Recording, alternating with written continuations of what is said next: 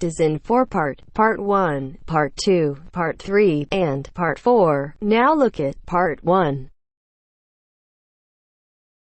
Part 1.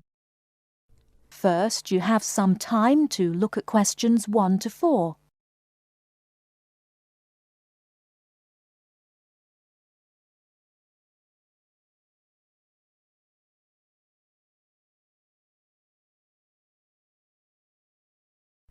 Now we shall begin. You should answer the questions as you listen, because you will not hear the recording a second time. Listen carefully and answer questions 1 to 4. Global Bicycle Tours, may I help you? Yes, thank you. I'd like to sign up for a bicycle tour. Which tour were you interested in? We have the River Valley Tour coming up in June and the Mountain Tour in July. The River Valley tour is in June. I thought it was in May. It actually takes place the first week of June. Oh, I see. Well, I can still do that. The River Valley tour is the one I want. Splendid. Just let me take your information. May I have your name, please? Carla Schmidt. That's Carla with a K, not a C. K-A-R-L-A. Thank you, Ms. Schmidt. Address? Do you need a street address, or can I give you my post office box? A post office box is fine. It's P.O. Box 257, Manchester. Thank you. OK, next. Will you be bringing your own bicycle, or do you want to rent one from us? I'll bring my own. Excellent. Now, we provide all the meals, so we need to know if you have any dietary restrictions. I don't think so. What do you mean? I mean, if there's any food you can't eat. Some people have food allergies or are vegetarian or have to avoid dairy products, things like that. Oh, I see. Well, yes, I'm a vegetarian. I never eat meat.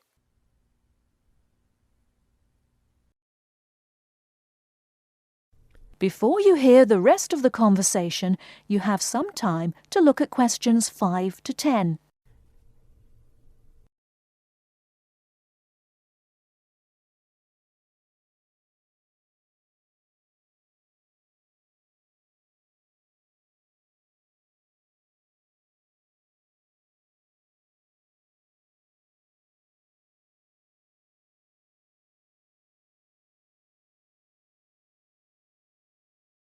Now listen and answer questions 5 to 10.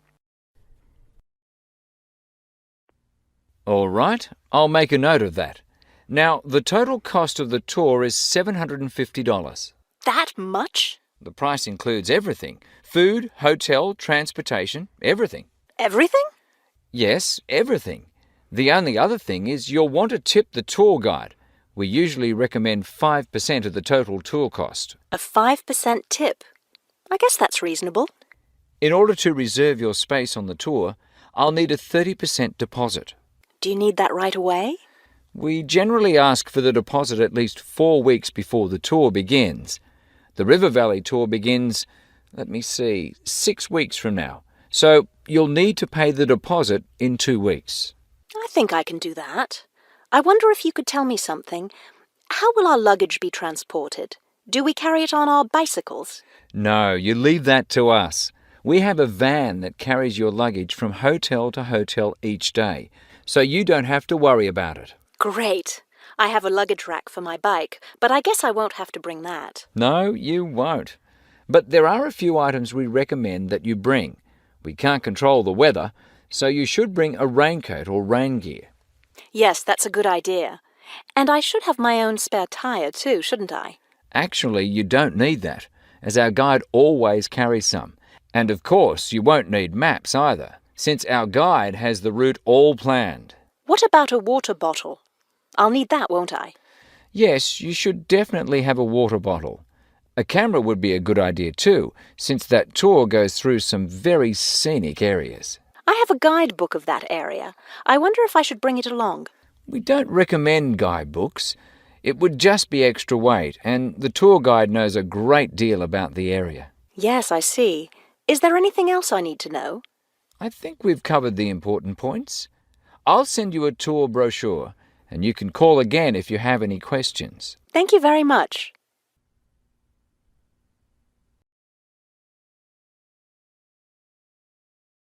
That is the end of part 1. You now have half a minute to check your answers.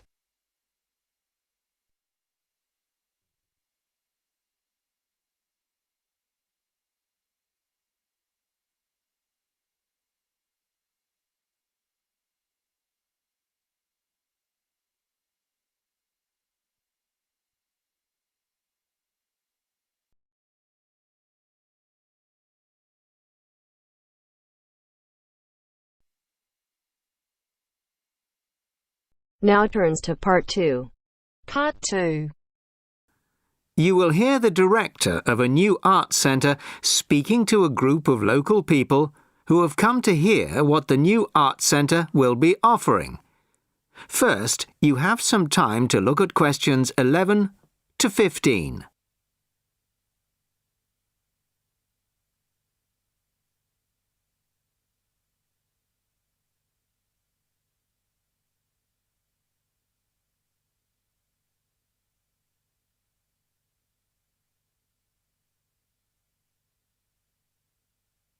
Listen carefully to the first part of the talk and answer questions 11 to 15.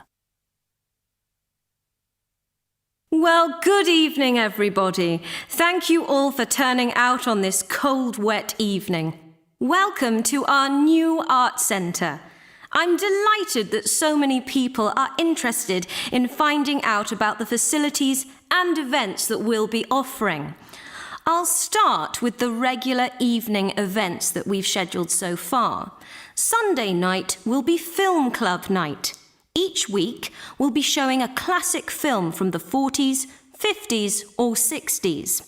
Films will start at 6:45, and afterwards there will be an opportunity to discuss the film in the cafe bar for anybody who'd like to.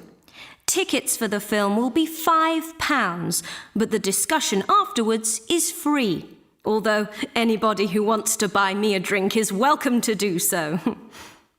On Thursday evenings at 7:30, the auditorium is given over to productions by touring theatre companies. This coming Thursday, we're very excited to be welcoming Pizzazz, a drama company featuring both able-bodied and physically handicapped actors. They'll be performing a rather special version of William Shakespeare's The Tempest, featuring music and dance, as well as dialogue. Fridays and Saturdays will be music nights, starting at 8 p.m, with classical or traditional music on the Fridays and pop rock on the Saturdays. However, as the sound system hasn't yet been fully installed, these events won't be starting for another few weeks. As well as evening performances, various events will take place during the day. So far, a mothers and toddlers session has been arranged for Monday afternoons, and of course, anybody can drop in for a coffee or a sandwich. The cafe bar will be open from 11 a.m. to 3 p.m. and 6 p.m. to 11 p.m. Mondays to Fridays, and 11 a.m. to midnight Saturdays and Sundays. Lunch will be served from 12:30 till 2, and light snacks will be available all day. Of course, this programme is just the start, and we expect to be announcing many additional events in the near future. Before you hear the rest of the talk, you have some time to look at questions 16 to 20.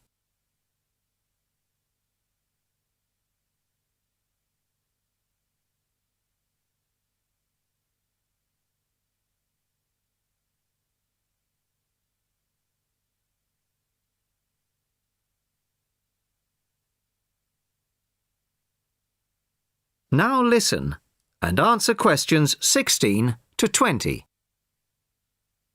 Now I'd like to take this opportunity to tell you about becoming a member. Membership benefits include reduced price tickets, priority bookings, and a monthly newsletter, which will feature the latest details of forthcoming events, plus details of other arts events in the local area.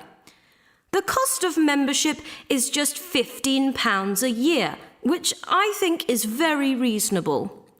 To get a membership card, you'll need to provide us with a passport-sized photo, plus payment, of course, by cash or cheque.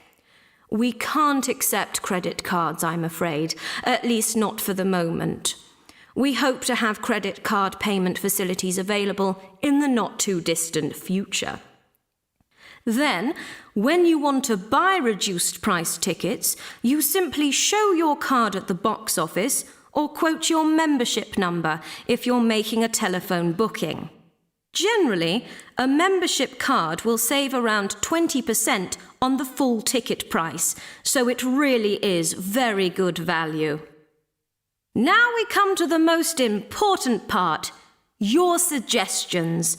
It's your art centre, so we want to hear what you'd like to see.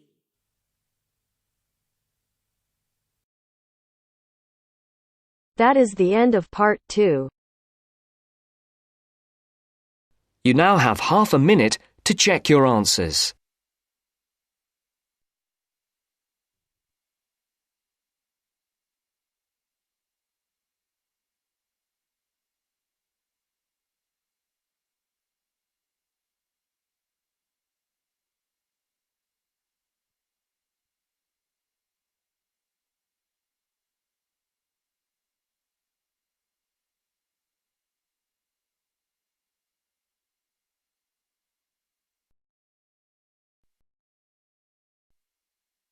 Now turns to part 3. Part 3. You are going to hear part of a lecture on some useful information for your travelling around Britain. Listen to the lecture and complete the notes below. First, you have some time to look at questions 21 to 25.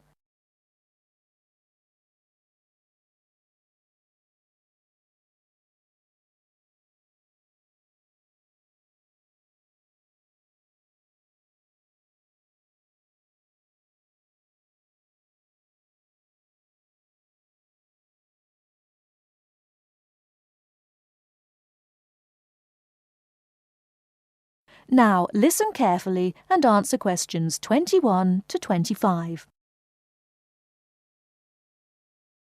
Good afternoon and welcome to the session on Britain.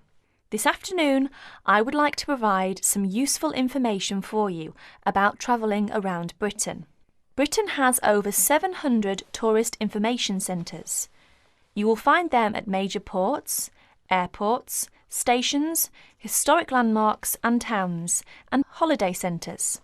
So just look out for this sign that says Tourist Information. The staff will be able to answer your holiday queries, as well as provide essential maps, guides and brochures. Tourist information centres at major ports and airports in London and addresses of British Tourist Authority European offices are all listed on the Tourist Information Centres. Now, let's talk about the telephone in Britain. You know, Britain is well supplied with public telephones. Street kiosks take lop coins. In city centres, mainline railway stations, airports and central London underground stations, payphones and card phones are in operation. For the latter, small plastic phone cards are used, and these come in 10, 20, 40, 100 and 200 units and can be bought at post offices, news kiosks, station bars and shops where the green and white card phone sign is displayed. Before you hear the rest of the talk, you have some time to look at questions 26 to 30.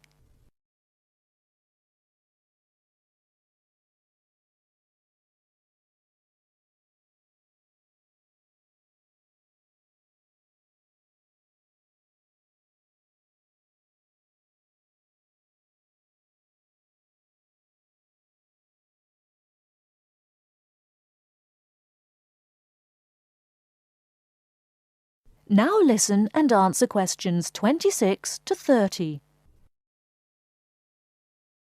When using the different public telephone systems, make sure you read the dialing instructions carefully. Now let's see the banks in Britain. There are 24-hour banks at London's two main airports. One is Heathrow and the other is Gatwick. Otherwise, banks are normally open from 9:30 to 3:30, Monday to Friday. Barclays Bank and National Westminster Bank offer a Saturday morning service at some of their branches. National Gyrobanks has 42 bureaux de change located in post offices throughout the country in main tourist areas. Opening hours are 9 to 5:30 weekdays, 9 to 12:30 Saturday mornings. One exception to this is the Trafalgar Square office, whose opening hours are 8 to 8 weekdays and Saturdays, and 10 to 5 on Sundays. The Bureau de Change services are available to overseas visitors. Visitors can change their money there. You can also change money at Bureau de Change, large hotels, department stores and travel agents. Be sure to check in advance the rate of exchange and the commission charged, as these vary considerably. Wherever possible, you are advised to use the bank or Bureau de Change, which conforms to the BTA Code of Conduct. In most cases, this is indicated by display of the code. That is the end of part 3. You now have half a minute to check your answers.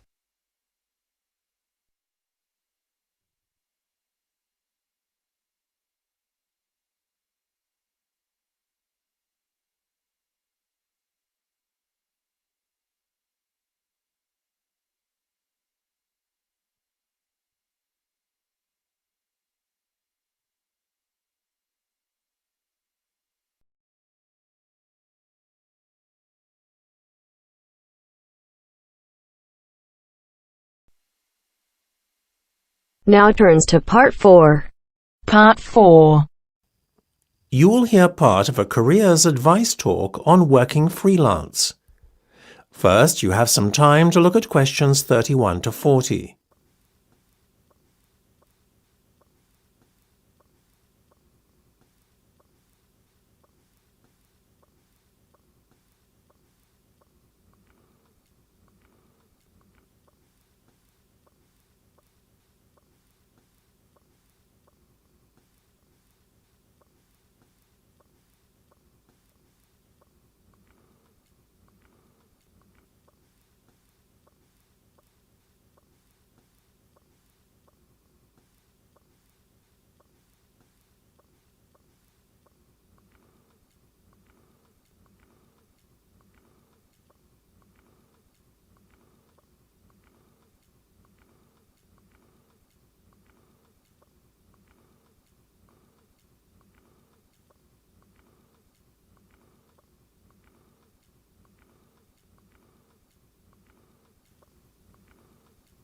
Now listen carefully and answer questions 31 to 40. Working for an employer in a 9-to-5 job has long been the accepted norm. However, this could soon be set to change. A rising level of unemployment, combined with a sense of disillusionment amongst employees with their workaday lives, is at the root of this modern-day revolution in the workplace. Now, there is a growing trend amongst people of all ages and from all walks of life to opt for freelance work rather than working for an employer. It sounds a risky option and a potentially stressful one, but on the whole, the benefits of freelancing seem to vastly outweigh those of working for someone else. In fact, recent research has shown that those who quit their jobs to work for themselves are the country's happiest and most productive workers. A study conducted by Dr. Jonathan Sapsed from Brighton University's Business School, in conjunction with the Arts and Humanities Research Council, looked at a total of 304 freelancers who were pursuing a range of professions in southern England. They found that, far from struggling to get by, many were not only doing well, but excelling in their new professions. So, What are the advantages of freelancing? Well, there are many. One of the most obvious benefits is not having to be answerable to a boss and having to face criticism or unfair demands. In addition, not being based in an office or shared workplace with competitive or difficult colleagues is another bonus. But what is probably the most attractive pull of working freelance is the freedom to determine your own work schedule. You are no longer at the mercy of a timetable dictated to you by your employer. If you have family commitments, these can easily be fitted around your working hours. Furthermore, if you have an off day one day, it's easy to make up time another day without having to face your employer's wrath when you are being less productive than usual. Those who work in creative and digital industries stand to benefit most from working freelance. In these fields, workers are at liberty to choose their ideal working location, as they are not restricted to working in a set place. It really is an ideal lifestyle that many would aspire to if they were more aware of the options available to them. Lastly, to add to an already convincing list of benefits from doing freelance work, there is the financial reward. Freelancers typically work a 38-hour week and earn a median wage of £43,000, well above the national average of £25,000, and are happier than other workers. It seems that people are now catching on to the myriad benefits that come with working as a freelancer. Currently, there are about 31 million people in work in Britain, and already 4.6 million are self-employed, thereby displaying the vitality of the freelance economy. In fact, so popular is freelancing becoming that it has even been suggested that the government needs to devise a new tax and other policies to support freelancers. Freelancing would seem to be the future of employment and the way forward. It is certainly well worth considering freelancing if you are doubtful about committing to working in a structured environment and would like more freedom and autonomy in your work. That is the end of part 4. You now have half a minute to check your answers.